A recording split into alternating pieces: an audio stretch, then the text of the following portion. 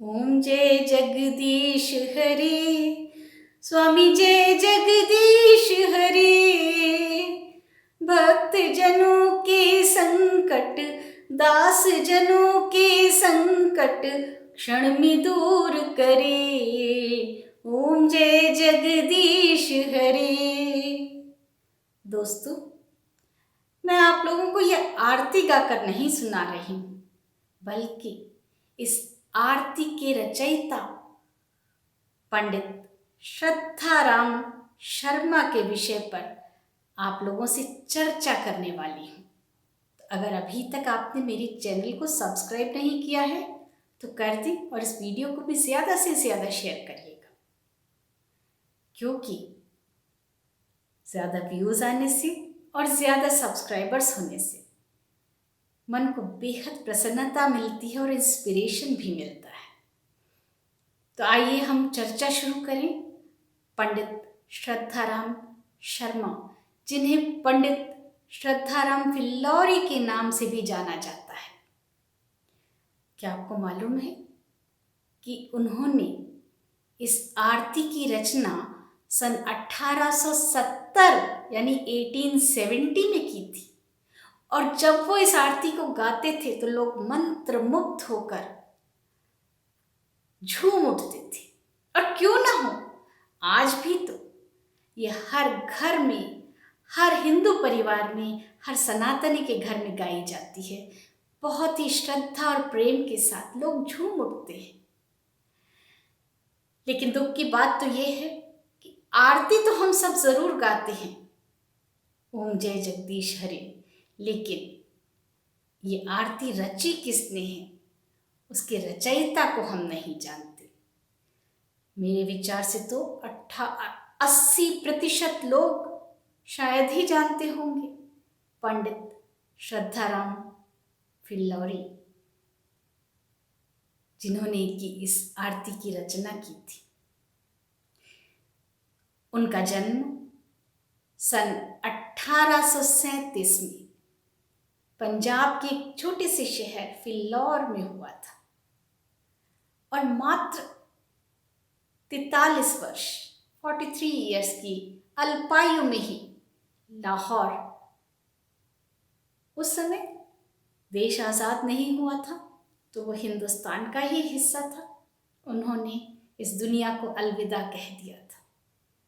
ये 1881 की बात है, जबकि वो बहुत ही कम आयु में संसार को छोड़कर चले गए थे।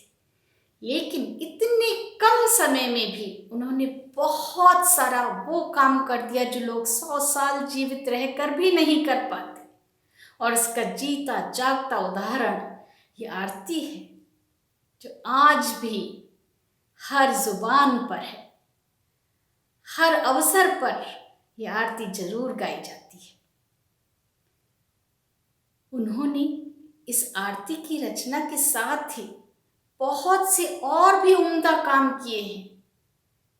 वे स्वतंत्रता सेनानी भी थे, और उनके व्याख्यानों आख्यानों से दुखी होकर बर्तानिया सरकार ने शहर निकाला दे दिया था। और ये बात है सन 1865 की। कुछ वर्ष दूसरे शहर में जाकर उन्होंने बिताए और फिर वापस आ गए फिल्लौर। इसी बीच उन्होंने बहुत सी ग्रंथों की भी रचना की। वे समाज सुधारक भी थे, महिलाओं की शिक्षा दीक्षा की बात करते थे, बाल विवाह के विरोध में आवाज उठाते थे, और साथ ही साथ उन्होंने तो विधवा विवाह की भी पैरवी की थी, जो कि उस समय बड़ा कॉमन था। विधवाओं के साथ अत्याचार होना, महिलाओं को कोई शिक्षा नहीं देना चाहता था, परंतु उन्होंने ये सारे कार्य जागृति लाने के लिए, महिला जागृति के लिए, समाज में जागृति लाने के लिए किया था। एक तरह से कहा जा सकता है कि वे आर्य समाज से प्रेरित थे, और इस बात का उदाहरण तो उनका लिखा भाग्यवती उपन्यास है, जो कि हिंदी का प्रथम उपन्यास भी माना जाता है। भाग्यवती में उन्होंने एक महिला पात्र के जरिए ये सारी बातें उठाई हैं। ये बातें इतनी आसान नहीं थी उस समय में करने की, आज भी बहुत बार मुश्किल होती है। तो आप समझ सकते हैं कि जब वे ये सब बातें कर रहे थे, समाज में फैली कुरीतियों के खिलाफ आवाज उठा रहे थे, तो कितना कठिन रहा होगा।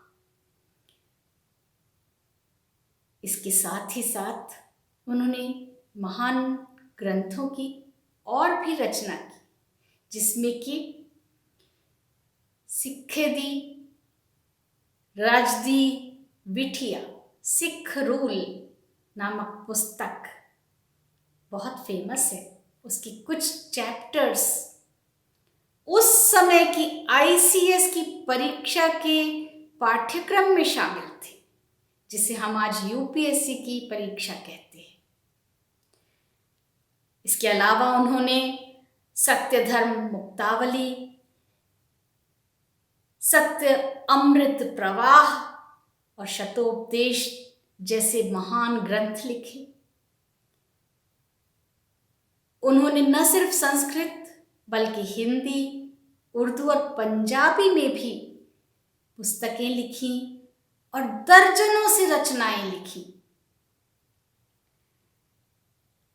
पंजाबी बातचीत नामक उनकी पुस्तक वो भी काफी लोकप्रिय है और आज भी बहुत से स्कूलों के पाठ्यक्रम में चलती है। तो ऐसे थे पंडित श्रद्धाराम शर्मा, यानी पंडित श्रद्धाराम फिल्लौरी, एक महान साहित्यकार, स्वतंत्रता सेनानी, समाज सुधारक, परंतु भगवान नारायण के बहुत परम भक्त।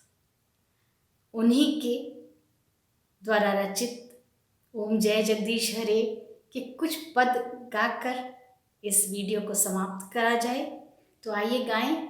विषय विकार मिटाओ, पाप हरो देवा, स्वामी पाप हरो देवा, श्रद्धा भक्ति बढ़ाओ, श्रद्धा प्रेम बढ़ाओ, संतन की सेवा।